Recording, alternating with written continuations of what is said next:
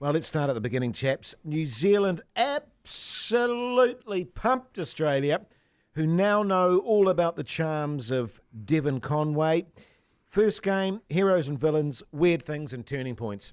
Well, if I can just start on a weird thing, and it was very weird, was the shirt. Did you note the colour? I mean, how difficult is it to get beige? But somehow they managed to churn out. Look, anyone that's been Caramello? Anyone that's been through parenthood would understand this. It was the colour of the shit that your babies produce once you move them from the tit onto those like baby foods. Oh, yeah. You mean like not meconium poos? No, beyond that. Oh, okay, beyond. Yeah, I hear what you're saying. When you're giving them stewed apple and pumpkin That's and the that, one. yeah, the veggies. Yeah, it was horrendous, wasn't it? It was a horrendous shirt. The thing that I actually noted about it, which was really kind of strange, and I don't know if you guys felt the same way about it, it made everyone look fat. No, It was really unflattering on their bodies, I thought. So the opposite of the vertical stripe. Yeah. It was just everyone looked plump.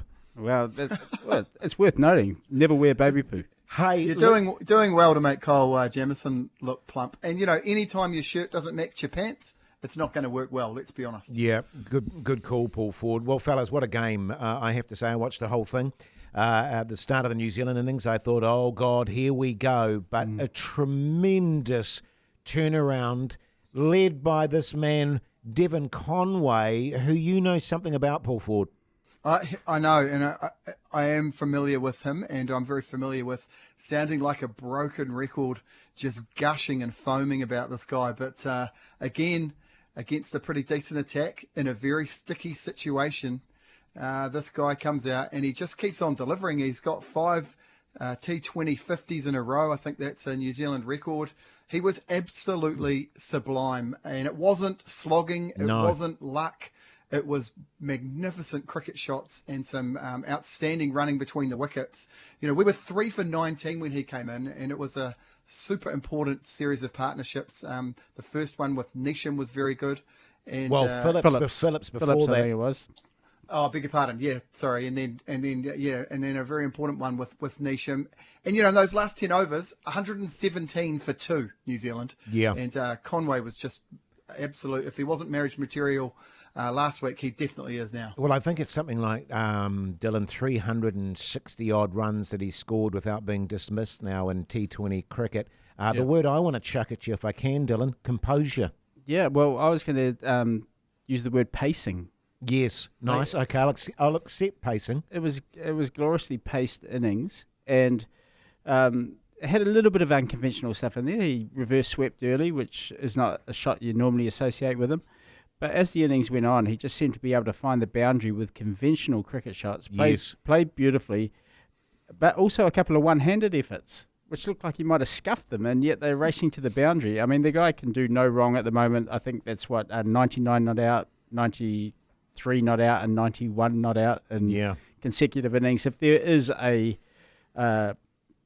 glitch in the machine, it's that final ball was right in the slot outside off stump, and he managed to find the cover sweeper. Yeah, I think secretly he would have been a little bit filthy about that. And isn't it funny, this great game of cricket, when it's going your way, it's going your way. He comes out in the field and boom, 2 catches right off the bat.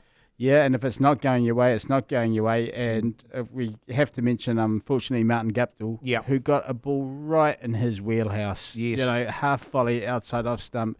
Martin Guptill, in half decent form, pumps that over cover, over mid-off, 1 bounce for 4 or 6, and yet he skews that to gully and walks off looking like he wasn't quite sure what had happened. Yeah, it's it must be a terrible situation to be in as a batsman when you know that guillotine is hovering right over your head. And it must be incredibly restrictive in terms of playing your natural game and trusting in your natural game, knowing that you make one mistake, as he did in that first over, and boy, it can be the end of your career, Paul Ford. Yeah, that's right. And, I guess the drums have been beating this week. And, lots of us watched that game and thought, oh, there's the ball. He's going to smash this for 4 and he's going to be away. And as you say, Dylan, it went to gully or point or whatever it was and gobbled up, and that was the end of that. And, I guess on the Australian side of the ledger, they've got a guy in the same position doing exactly the same thing. I mean, Aaron Finch is in one hell of a slump. Yeah. His most recent scores vary between 0 and 18, I think, so far this year. One in the game a couple of nights ago. These two guys are really battling away, and it's going to be interesting to see whether the selectors are going to swing that guillotine. Well, it's interesting because you look at both of their techniques at the moment, both Guppy and Finch, and it's all to do with the feet. I think they're not moving their feet. Finch got caught sort of betwixt and between with his shot. He's another class batsman, but I still have to say give Guppy another one, because I honestly believe that if he fires in one game, he'll get right back to it. Give him one more, and if not, we've got to bring this young Finn in.